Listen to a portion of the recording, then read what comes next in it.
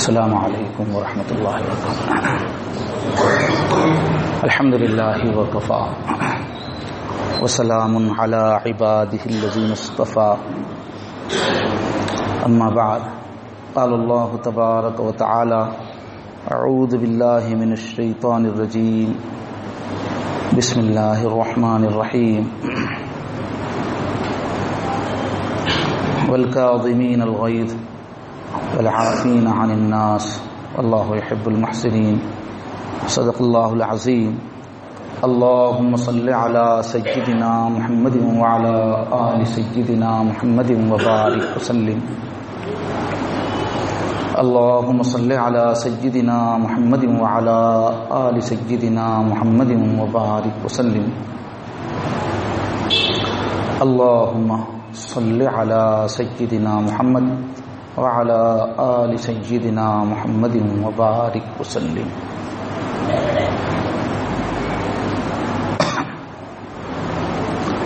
بہت ہی احترام کے قابل، عزت و اکرام اور محبت کے لائق بزرگوں، عزیز دوستو، یہ جو ہماری مجلس ہو رہی ہے، اس کے مقاصد یہ ہیں کہ اسلام کی پوری تصویر ہمارے سامنے آئے۔ تو کبھی تو اپنی ذات، اپنی شخصیت کی تربیت سے متعلق مضامین ہوں گے، اور کبھی ہماری معاشرتی زندگی سے متعلق مضامین ہوں گے، اور پھر ہر اعتبار سے ملی موضوعات بھی، اور عالمی سطح پر بھی جو ہماری ذمہ داریاں ہیں اس کو بھی ہم محسوس کریں، اس لیے کہ اسلام کوئی ایسا دین نہیں ہے جو انسان کو بس چند چیزوں میں لگا کر چھوڑ دیتا ہوں۔ ہر اعتبار سے بلندیوں تک پہنچانے کی ترتیب اللہ نے دی ہے۔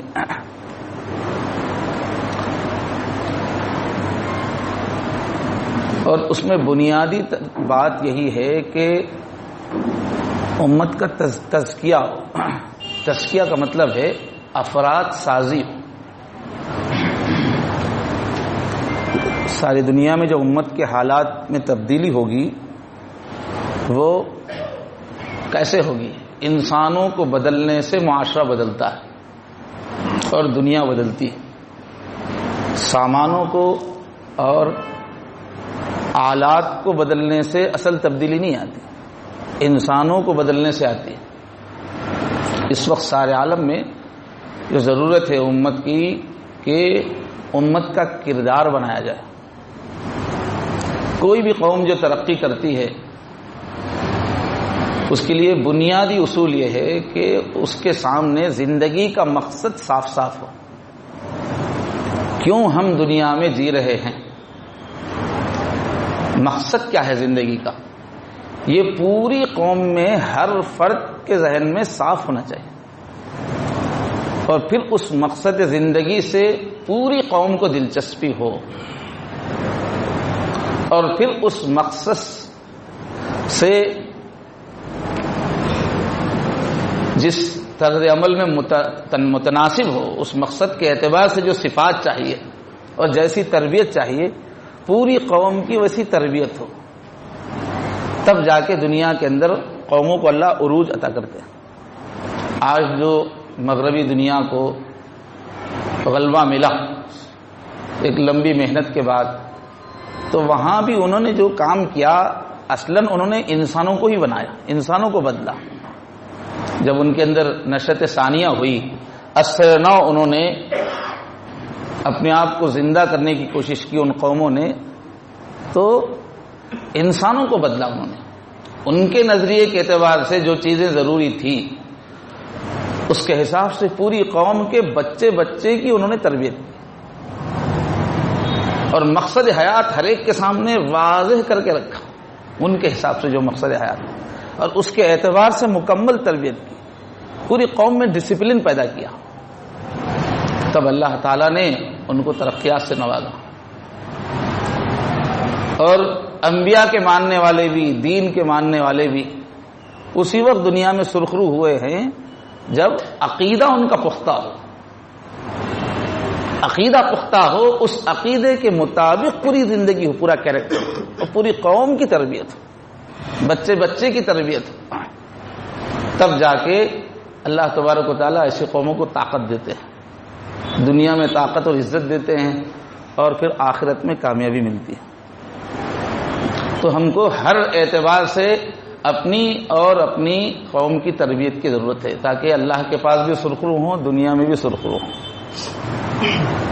تو آج کا موضوع فی الحال اپنی شخصیت کے بنانے سے متعلق، اور بنیادی اہمیت تو ایک ایک شخص کے ذاتی کردار کو بنانے کی ہی ہے۔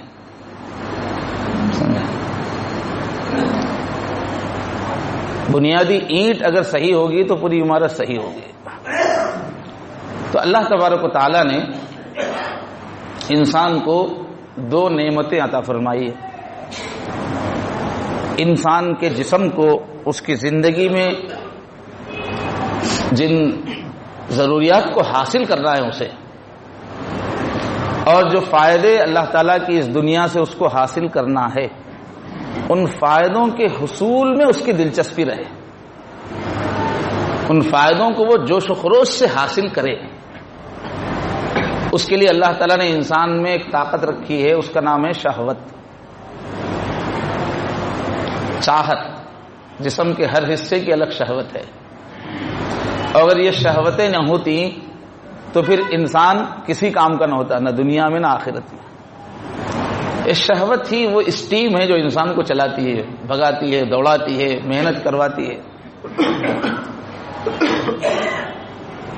عربی میں شہوت کے معنی صرف سیکس سے متعلق جو جذبہ ہے، جنسی، اس کو نہیں کہتے، بلکہ جو بھی چاہتے ہیں۔ اشتہا، یشتہی کے معنی کسی چیز کی خواہش کرنا۔ اردو میں بھی ہم کہتے ہیں، کھانے کے لیے کوئی بلا رہا ہے تو کہتے ہیں کہ بھئی مجھے اشتہا نہیں ہے، یعنی اس وقت کھانے کی خواہش مجھے نہیں۔ تو انشاءاللہ شہوتوں سے متعلق جو ڈسپلن آنا چاہیے مومن کے اندر، اس کا بیان انشاءاللہ اگلی کسی مجلس میں ہوگا۔ دوسری نعمت جو اللہ تعالیٰ نے دی ہے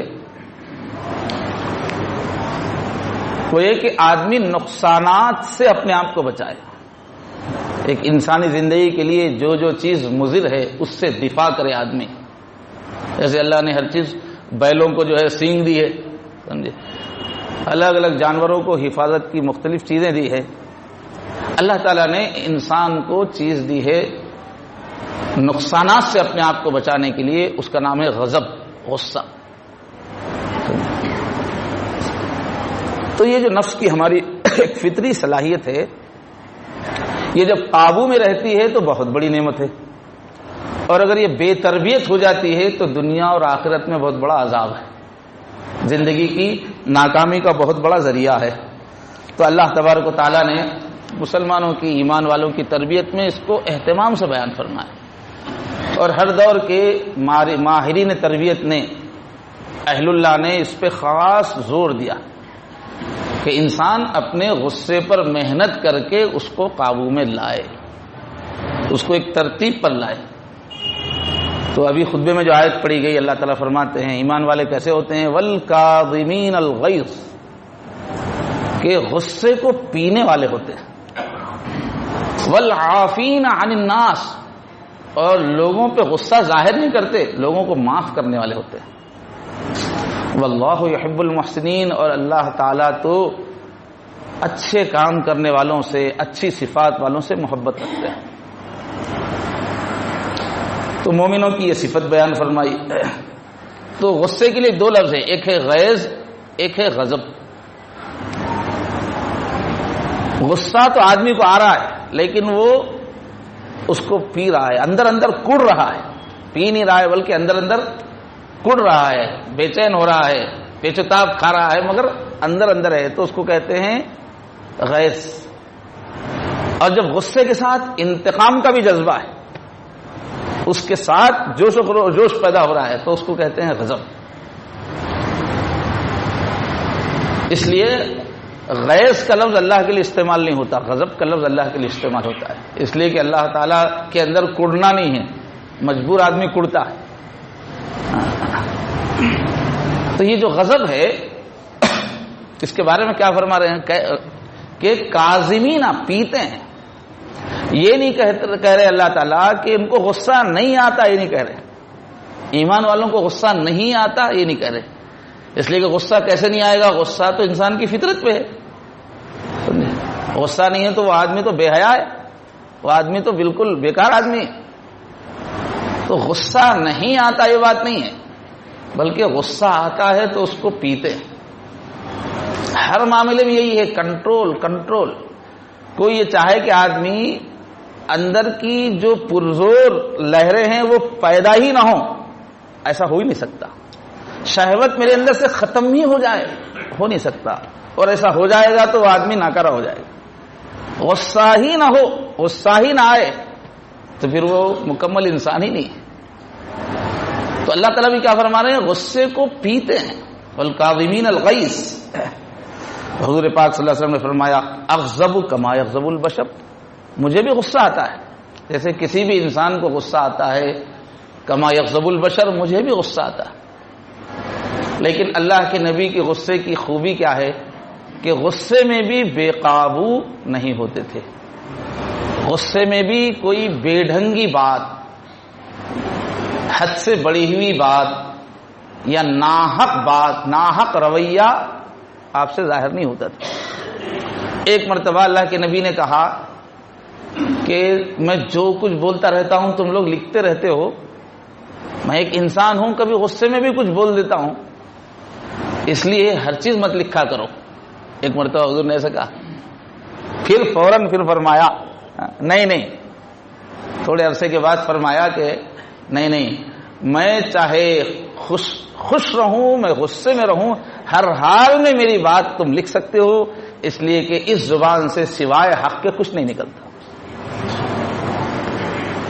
تو حضور پاک صلی اللہ علیہ وسلم کا جو متبع امتی ہے اس کی یہ شان ہونی چاہیے کہ غصہ بھی ہو تو زبان سے ناحق بات نہ نکلے، غیر معتدل بات نہ نکلے.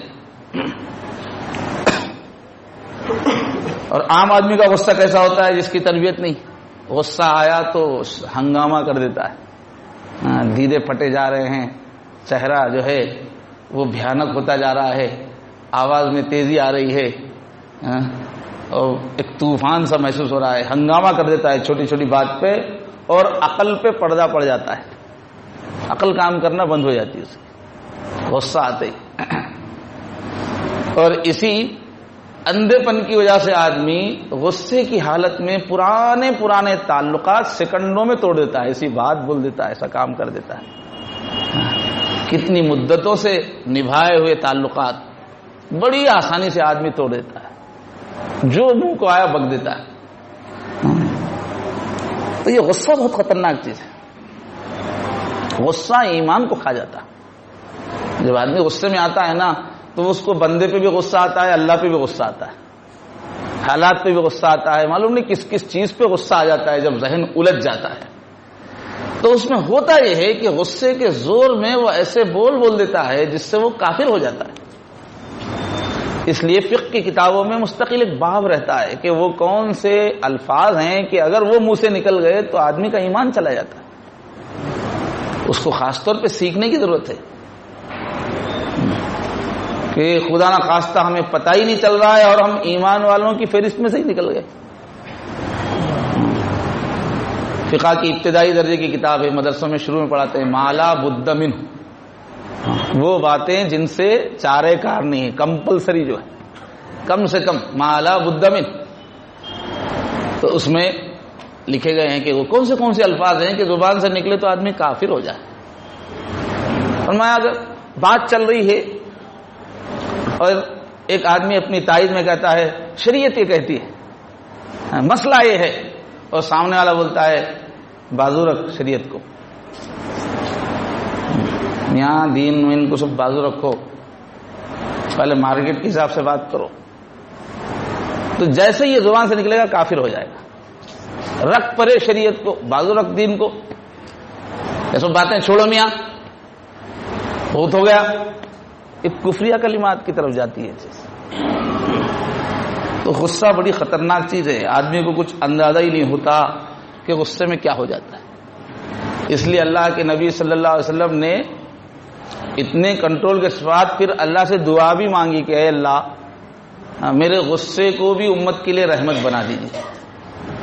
اگر میں نے زندگی میں اللہ کسی کو ڈانٹ دیا یا کسی کو میں نے بد دعا دے دی تو اللہ اس بد دعا کو بھی آپ نیک دعا بنا دیجیے، اس کے حق میں رحمت بنا دیجیے. تربیت کے لائن میں اس کی بڑی اہمیت ہے کہ آدمی کو غصے پہ قابو ہوا کہ نہیں ہوا. غصہ تھوڑا سا بھی باقی ہے تو وہ بہت خطرے میں ہو ایسا انسان، یعنی غصہ ختم نہیں ہونا، پوری طرح کنٹرول میں آنا. چنانچہ ہمارے اکابر میں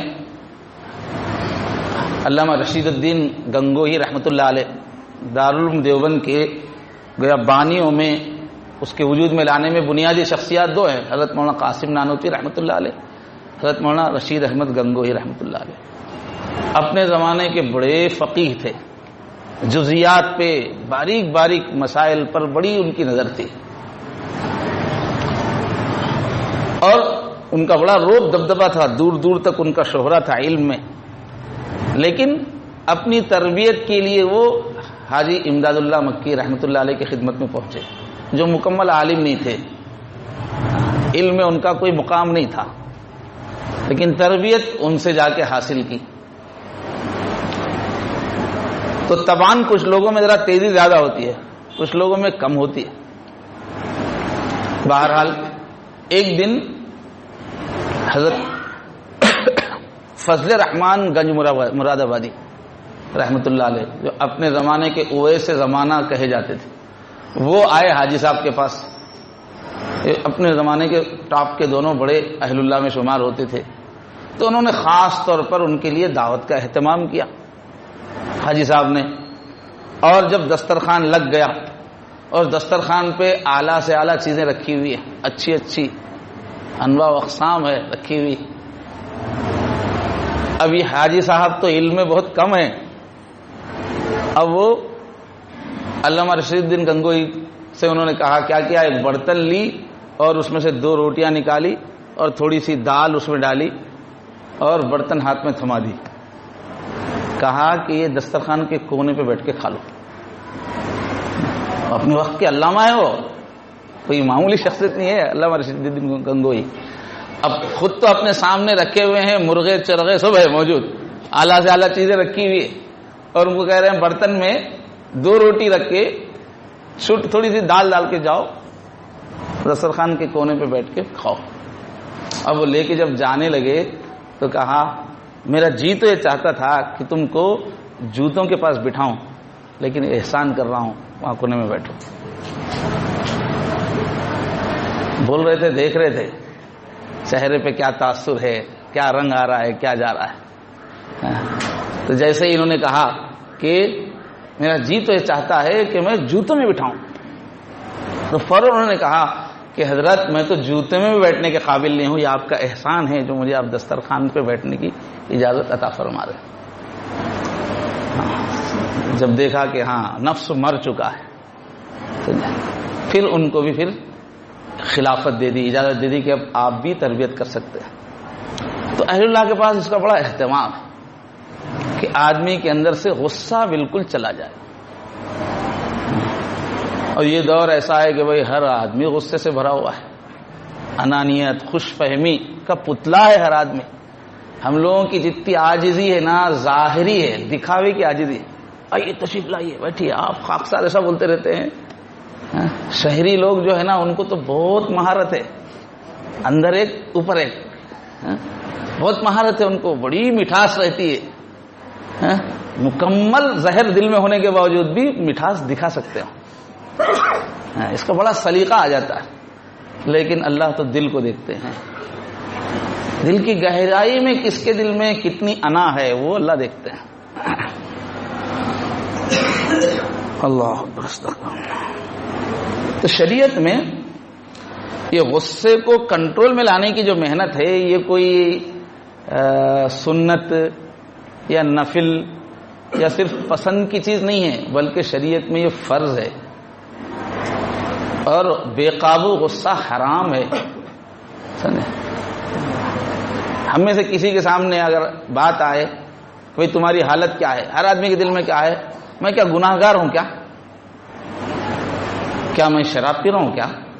میں لوگوں کا لوٹ کے کھا رہا ہوں کیا؟ میں قتل کر رہا ہوں کیا؟ یہ آتا ہمارے ذہن میں. لسٹ ہمارے پاس اتنی ہے گناہگار ہونے کی، حرام کے ارتکاب کرنے والوں میں شامل ہونے کے لیے یہی فہرست ہے ہمارے پاس. کیا کسی کا لوٹ کے کھا رہا ہوں کیا؟ جبکہ غصے کو لے کے جی رہے ہیں. کتنے لوگ غصے کے ساتھ جی رہے ہیں، بے قابو غصے کے ساتھ جی رہے ہیں، جبکہ غصہ حرام ہے، اور ایسا خطرناک حرام ہے ایمان کو بھی کھا جاتا ہے، اپنے کو پتہ ہی نہیں چلتا. اللہ تعالیٰ بھائی ہم کو اپنی اصلاح کی فکر نصیب فرمائے. یہ جو اس مجلس میں جو مختلف موضوعات پر مرض کیا ہے، علاج کیا ہے جو گفتگو ہو رہی ہے، یہ معلومات کے واسطے نہیں ہے، کوئی فائدہ نہیں معلومات حاصل کر کے کیا کریں گے. ہر مجلس میں یہ عزم لے کے آنا چاہیے کہ آج جس بات کی تفصیل شریعت کی ہمارے سامنے آ گئی، آج سے اس پہ میں پریکٹس شروع کر دوں. اس کی ایک ڈائری رکھنا چاہیے. صبح سے شام تک اب غصے کا بیان ہوا، اس کی علامات دیکھ لی ہم نے، علاج کے طریقے ہم نے سمجھ لیے، تو اب کل سے وہ ڈائری مینٹین ہونا چاہیے. سوتے وقت کے دن میں غصے کو قابو پانے کے لیے میں نے کون سی تدبیریں اختیار کی، آج یاد رہا کہ نہیں مجھے غصے پہ قابو پانا ہے. اس طرح ایک ایک عادت پہ کم سے کم ایک 40 دن خصوصی توجہ سے محنت ہونا چاہیے کنٹرول کرنے کی. تو امید ہے کہ اس لائن کی کچھ ہمارے اندر رمق پیدا ہوگی. ایک مرض اس زمانے میں یہ بھی ہے کہ کسی چیز کو ہم جب مان لیتے ہیں کہ یہ ہونا چاہیے، یہ ٹھیک ہے، تو ایسا سمجھتے ہیں جیسے وہ ہمارے اندر آ گئی. اب کوئی بولے کہ بھائی آدمی کو سچ بولنا چاہیے، اور میں بھی بول رہا ہوں سچ بولنا چاہیے. ارے بھائی بول رہا ہوں سچ بولنا چاہیے، سچ والے ہو گئے کیا؟ کتنی چیزوں میں یہ ہے کہ ہم جس چیز کے قائل رہتے ہیں وہ کہتے ہیں تو مجھ کو پہلے سے معلوم ہے. ارے معلوم ہونا اصل نہیں ہے صاحب، پیدا ہونا ہے. وہ چیز معلوم تو سب ہے مگر ہے کچھ نہیں. معلوم ہو جانا، قائل ہو جانا کافی نہیں ہے. جس چیز کے قائل ہے اس کو محنت کر کے اپنے اندر پیدا کرنا ضروری ہے.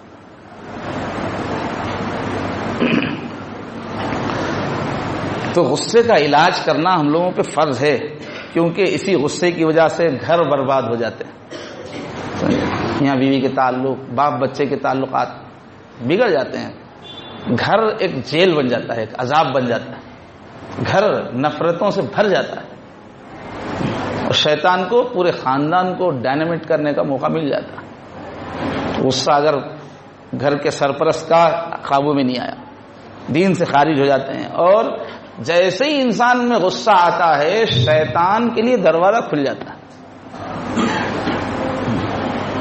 کتابوں میں لکھا ہوا ہے کہ جب حضرت آدم کے سامنے شیطان نے سجدہ نہیں کیا اور شیطان سے اللہ نے کہا کہ نکل جا تو مردود ہے، تو اس نے کہا کہ اس انسان کو آپ اتنی عزت دے رہے ہیں، میں بتانا چاہ رہا ہوں کہ یہ اتنی عزت کے قابل نہیں ہے، تو مجھے کچھ طاقت دیجئے. اس انسان کی خوبیوں خرابیوں کو ذرا میں جو ہلاؤں گا، مجھے کچھ طاقت دیجئے. اس انسان کو بہکانے بھٹکانے کی میری پلاننگ ہے، مجھے کچھ موقع دیجئے تاکہ میں بتاؤں کہ یہ جنت کے قابل نہیں ہے، آپ کے کرم کے قابل نہیں ہے. تو اللہ تعالیٰ نے اس کو کچھ سہولتیں دی. ایک سہولت اس نے یہ مانگی کہ جب بھی اس آدم کی اولاد میں، اس کے خاندان میں جب بھی کوئی بچہ پیدا ہوگا، میرے خاندان میں بھی ایک بچہ پیدا ہونا، تو میں اپنے ایک ایک بچے کو ایک ایک آدم کے ساتھ، ایک ایک آدمی کے ساتھ لگاؤں گا.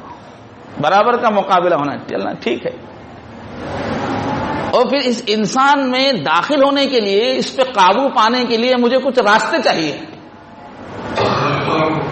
تو 4 راستوں کا تذکرہ ہے، اس وقت میرے ذہن میں نہیں ہے 4 کے 4. ایک راستہ اس سے کہا گیا کہ ٹھیک ہے، جب بھی یہ انسان غصے میں آ جائے گا تو اے شیطان تیرے لیے اس انسان میں راستہ کھول دوں گا، اب تو گھس سکتا ہے اس کے اندر. چنانچہ حدیث میں آتا ہے کہ جب آدمی کو غصہ آتا ہے تو شیطان اس میں داخل ہو کر اس کی رگوں میں خون کے ساتھ دوڑتا ہے، یجری مجرد دم، یعنی اس کی شخصیت کا حصہ بن جاتا ہے، اس کی رگ رس میں نس نس میں گھس جاتا ہے شیطان، اور اس کے دماغ میں ہیجان پیدا کرتا ہے کہ مار دوں گا، توڑ دوں گا، ختم کر دوں گا، دیکھ لوں گا، جلا دوں گا، ذلیل کر دوں گا. یہ جو بول رہا ہے نا شیطان بول رہا ہے اندر آ کے. ہم سمجھ رہے ہم بول رہے ہیں، شیطان گھس جاتا ہے. پھر آدمی سے، غصے والے آدمی سے شیطان کھیلتا ہے جیسے بچے فٹ بال سے کھیلتے ہیں، ایک لات ادھر ایک لات ادھر. تو غصے والا بیچارہ وہ شیطان کے ہاتھ میں کھلونا بن چکا ہوتا ہے. اس لیے غصہ آ رہا ہے تو دور سے بھی غصہ آ رہا ہے جب بھی سنبھلنا چاہیے کہ یہ کیا ہے، شیطان کی غلامی ہے. غصہ آ جائے گا پھر میرے ہاتھ سے میں نکل جاؤں گا، پھر میں شیطان کے ہاتھ میں ہو جاؤں. گاڑی میری اور اسٹیئرنگ پہ بیٹھا ہوا ہے شیطان. تو اتنی خطرناک چیز ہے یہ. اچھا خاصا انسان اپنے آپ کو شیطان کے حوالے کر دے، اس سے بڑی بدبختی کیا ہے. شیطان تو کھلا دشمن ہے، ہر وہ حرکت کرائے گا جو ہمارے لیے نامناسب ہوگی. تو یہ غصہ کیوں آتا ہے؟ پانی ہے کیا؟ غصہ آنے کا ایک سبب ہے انا. دل کے اندر، آدمی کے اندر جو ہے نا انا، میں ایسا میں ایسا میں ایسا، میں یہ ہوں میں وہ ہوں.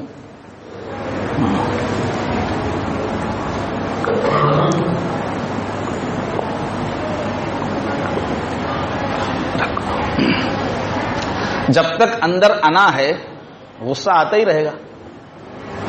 میں ایسا، یہ مجھے سمجھ نہیں رہا ہے، یہ مجھے کیا کہہ رہا ہے. تو انا جب تک ہے، انانیت،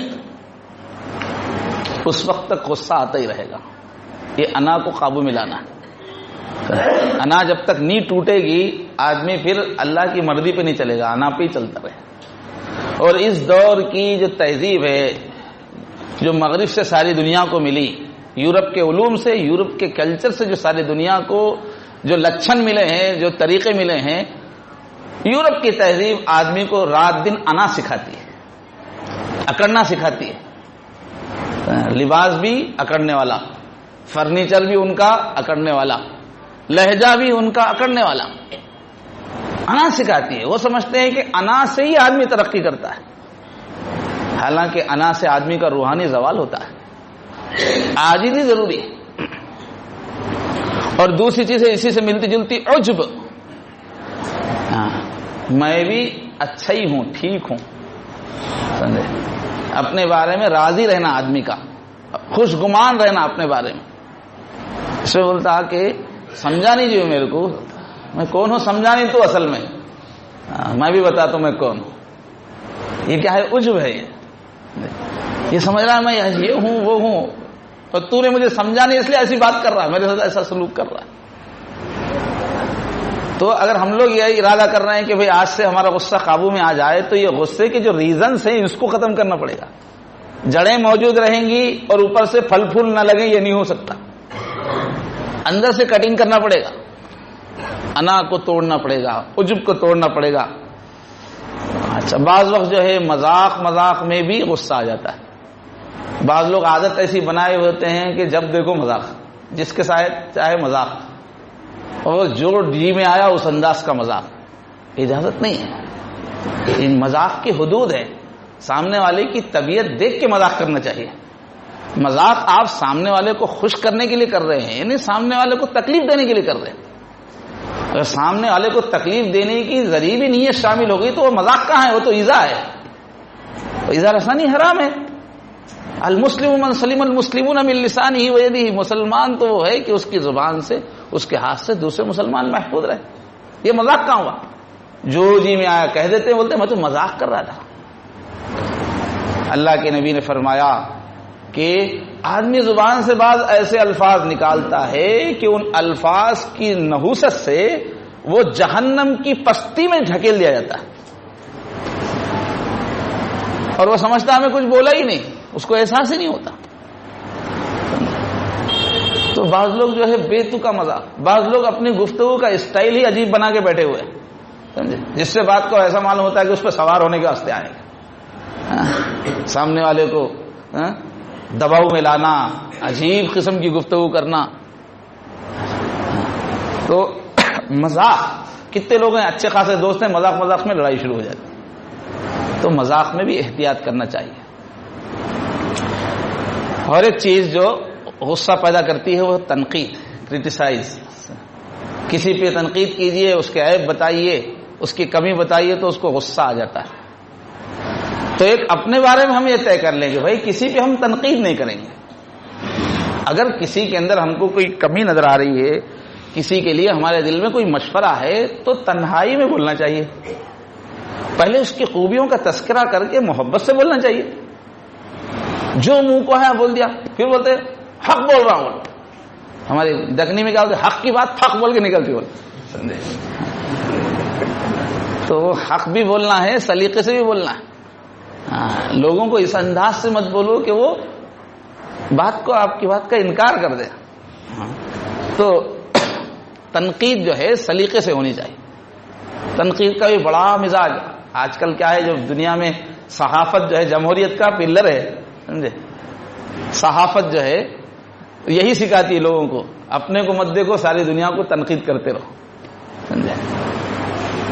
ہر آدمی کو اس زمانے میں ٹریننگ کیا مل رہی ہے، سارے جہاں کا جائزہ، اپنے جہاں سے بے خبر. دوسروں کا جائزہ لینے میں بہت ماہر ہے آدمی، دوسروں کی غلطیاں پکڑنے میں بہت ماہر ہے. اچھائیاں نظر نہیں آتے، صرف غلطیاں ہی نظر آتے آج کے انسان. تو تنقید کرنے سے بھی غصہ پیدا ہوتا ہے. لیکن ایک مومن جو ہوتا ہے نا، اس پر کوئی تنقید کرے تو مومن کو غصہ نہیں آتا، جاہل کو آتا غصہ. مومن تو اس تلاش میں ہوتا ہے کہ میرے عیب کوئی بتائے تاکہ میں اصلاح کروں، اس لیے کہ اس کے دل کے اندر یہ رچا بسا ہوا ہے کہ میں بہت عیبوں سے بھرا ہوا ہوں، کاش میری اصلاح ہو جائے. اب اگر کوئی اس کو کوئی عیب بتاتا ہے، چاہے اچھے ڈھنگ میں بتائے، برے ڈھنگ میں بتائے، کوئی بتاتا ہے عیب، تو مومن دل سے اس کا شکر گزار ہوتا ہے. صحیح مومن کی علامت ہے. یہ تو بولنے والے کو سلیقہ سکھایا جا رہا ہے کہ ڈھنگ سے بولو، لیکن جس پہ تنقید ہو رہی ہے اس کا کام یہ ہے کہ وہ بات صحیح ہے یا نہیں ہے وہ یہ دیکھے، وہ ڈھنگ نہ دیکھے، اس لیے کہ تمہاری بھلائی کی چیز ہے. حضرت عمر رضی اللہ تعالیٰ عنہ کا جملہ ہے کہ جو میرے سامنے میرے عیوب کا تحفہ پیش کرے، تحفے میں کیا لاؤ، مٹھائی کے ڈبے نہیں، تعریف کے ڈونگرے نہیں، چاپلوسی کی باتیں نہیں، جو میرے سامنے میرے عیوب کا تحفہ لگے تو میں اس کے لیے مغفرت کی دعائیں کروں گا. تو ہم کو شکر گزار ہونا چاہیے. جو لوگ ہمارا آئینہ، مومن کا آئینہ ہوتا ہے.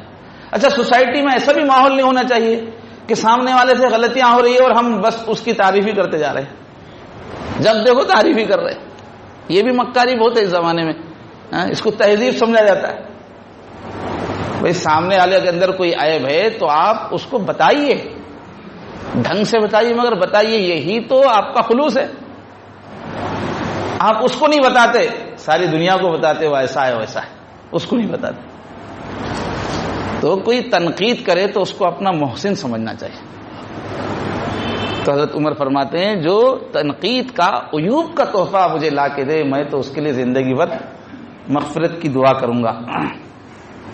اور یہ جو غصہ آتا ہے ہرس کی وجہ سے بھی آتا ہے. آدمی میں ہرس ہوتی ہے، یہ لوں، وہ حاصل کروں، وہ حاصل کروں. اب کوئی رکاوٹ بنتا ہوا نظر آ رہا ہے، میری ہرس پوری ہونے میں فلاں شخصیت رکاوٹ بن رہی ہے، تو اب اس پہ غصہ آتا ہے. وہ بیچارے کی غلطی نہیں ہوتی، آپ کی ہرس ہے جو غصہ آپ کو دلا رہی ہے. اس کو سمجھنے کی ضرورت ہے، پہچاننے کی ضرورت ہے کہ یہ میری ہرس ہے، اس کی غلطی نہیں. ایسے ہی حسد، طبیعت میں کوئی آگے نہ بڑھے، کسی کو ترقی نہ ہو، کسی کو عزت نہ ملے، کسی کو راحت نہ ملے، اپنے قریبی لوگوں میں جلسی ہے، کم ظرفی ہے، اس کی وجہ سے بھی آدمی کو خامخواہ غصہ آتا ہے. یہ تو بہت عام ہو گئی، عجیب چیز ہے، بہت خطرناک گناہ ہے اور بہت عام ہے اس زمانے میں. حال یہ ہے کہ دو سگی بہنیں رہتی ہیں، سمجھے، اور دیکھتی ہیں کہ میری بہن کی بیٹی کو اچھا رشتہ آ رہا ہے، تو یہ دوسری سگی بہن جا کے رشتہ توڑ کے آتی ہے. بہنوں میں ایسا چلتا ہے مقابلہ. وہ پھر بات چیت بھی رہتی ہے، بات چیت بھی ہے، شادیوں میں ملنا بھی ہے، اور حسد بھی اندر ہے. تو آج کل تو پاکیزہ رشتوں میں بھی یہ سب چیزیں آ گئی. اللہ. اچھا، بہت سارے لوگ سمجھتے ہوں گے کہ میرے اندر غصہ کہاں ہے، تو کہ چیخنا، چلانا، چنگاڑنا وہی غصہ ہے کیا؟ غصے کی بہت ساری علامتیں. کوئی بھی علامت آپ اپنے اندر آدمی پائے تو اپنا علاج کرے. تو غصے کی ایک علامت یہ ہے کہ آدمی کو کسی سے غصہ آتا ہے تو اس سے بولنا بند کر دیتا ہے. آپ دیکھیے آپ کتنے لوگوں سے بولنا بند کیے, بولنا کم کیے ہیں, اور صرف برائے نام گفتگو کتنے لوگوں سے کر رہے ہیں. یہ بتائے گا کہ کس کے بارے میں غصہ لے کے آپ جی رہے ہیں. ایسے ہی غصہ جب آتا ہے تو آدمی دیکھنا پسند نہیں کرتا. محفل میں ہے, ایک سامنے ایک آدمی ہے, اس کو دیکھے بغیر نظر انداز کر کے گزر جاتا. جان کے انجان بنتے, اور دیکھتے بھی ہیں تو تیوری چڑھا کے دیکھتے ہیں, کڑوی نگاہوں سے, جیسے کھا جائیں گے. یہ بھی علامت اس بات کی ہے کہ یہ غصے والا آدمی ہے اور اس وقت غصے کے مرض میں مبتلا ہے. اور ایک کیا ہے, غیبت. کوئی آدمی کسی کی غیبت کر رہا ہے, آپ کسی کی غیبت کر رہے ہیں, تو مطلب آپ غصے والے ہیں, آپ کو غصہ آ رہا ہے, دل میں غصہ ہے, اس وجہ سے آپ اس کا عیب بیان کر رہے ہیں دوسروں کے سامنے. علامت ہے غیبت اس بات کی کہ یہ غصہ ور آدمی ہے, غصے کو لے کے جی رہا ہے. ایسے ہی ایک علامت ہے غصے کی, کسی کا راز فاش کرنا, اس کی چیز جو لوگوں کو معلوم نہیں, آپ کو معلوم ہے, آپ نے دوسروں کو کہنا شروع کر دیا. یہ کیوں کہہ رہے ہیں آپ؟ غصہ ہے آپ کے اندر اس کے بارے میں. تو ہر آدمی چیختا چنگارتا نہیں جاہلوں کی طرح, مگر یہ سب علامتیں ہیں نا, یہ مہذب لوگوں میں بھی رہتی ہے. یہ غصہ ایسا ہے غصہ, مگر یہ چھپا ہوا غصہ ہے, یہ بہت حکمتوں والا غصہ ہے, اور ہر غصہ جو ہے انسان کو بگاڑتا ہے. حضرت جعفر صادق رحمۃ اللہ علیہ, ان کا قول ہے کہ دیکھو کسی کو دوست بنانے کا ارادہ ہے تمہارا, ہر ایک کو دوست مت بناؤ, کسی کو دوست بنانے کا ارادہ ہے تو اس کو اپنی کچھ راز کی باتیں بتاؤ. اس کے بعد تھوڑے دن کے بعد کوئی ایسی حرکت کرو اس کو خوب غصہ دلاؤ تمہارے بارے میں. اب تمہارے بارے میں جب اس کو غصہ آ گیا, اب دیکھو تمہاری راز کی باتیں وہ دوسروں کو بتاتا ہے کہ نہیں بتاتا ہے. غصہ آ جانے کے بعد تمہاری راز کی باتیں دوسروں کو بتا رہا ہے تو وہ دوستی کے قابل نہیں ہے, دوست اس کو نہیں بولتے.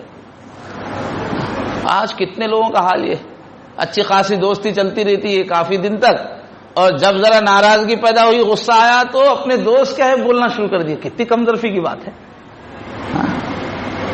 یہ کون سی دوستی ہے؟ یہ دوست کیا ہے بیان کر رہے ہیں. اور اسلام میں دوست کی بھی بہت آداب ہیں, حقوق ہے, دوستی کو نبھانے کی بھی بڑی اہمیت ہے, وہ الگ موضوع ہے, وقت پہ انشاءاللہ بتایا جائے. انسانیت کی سب چیزیں اسلام سکھاتا ہے, اچھا انسان بناتا ہے. اور ایک علامت کیا ہے کہ آدمی دل میں کینہ رکھنا شروع کرتا ہے. اوپر سے ملنا جلنا سب صحیح ہے, اندر کینہ رہتا ہے دل میں, اور جب ذرا موقع ملا اس کے بارے میں لوز ٹاکنگ شروع ہو جاتی ہے. کینہ جس کے دل میں رہتا ہے وہ موقع کی طاق پہ رہتا ہے, عیب بتانے کے لیے تیار, سامنے کوئی اس کے خلاف بول رہا ہے تو ہوں میں ہاں میں ہوں ملانے کے لیے تیار. دل میں کینہ لے کے آدمی جیتا ہے, یہ بھی غصے کی علامت ہے. اور ایک یہ کہ آدمی احسان بند کر دیتا ہے. اچھا میں آج تک اس کے ساتھ یہ معاملہ کرتا تھا, اب میں نہیں کروں گا. یہ نہیں کروں گا سوچنا ہی غصہ ہے. جو حسن سلوک اب تک تھا وہ آپ کیوں روک رہے ہیں؟ غصہ حرام ہے. اور آخری جو مرحلہ ہے وہ لڑنا ہے کسی سے. غصہ جو بھونی شکل آخری درجے کی ہے کہ لڑنا, بحث کرنا, فائٹنگ کرنا, یہ تو آخری درجے کی چیز ہے. مگر یہ پوری جو اب تک علامتیں بتائی گئی وہ سب ہے انڈیکیشنز.